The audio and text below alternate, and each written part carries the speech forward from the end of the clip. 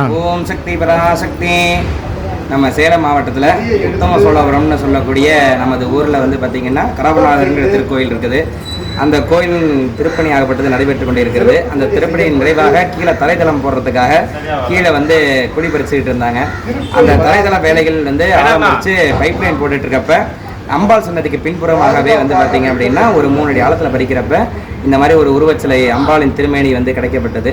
இந்த திருமேனியோட உயரம் பார்த்திங்கன்னா 4 அடி உயரம் 2 அடி அகலத்தில் வந்து சிலை கிடைக்கப்பட்டது.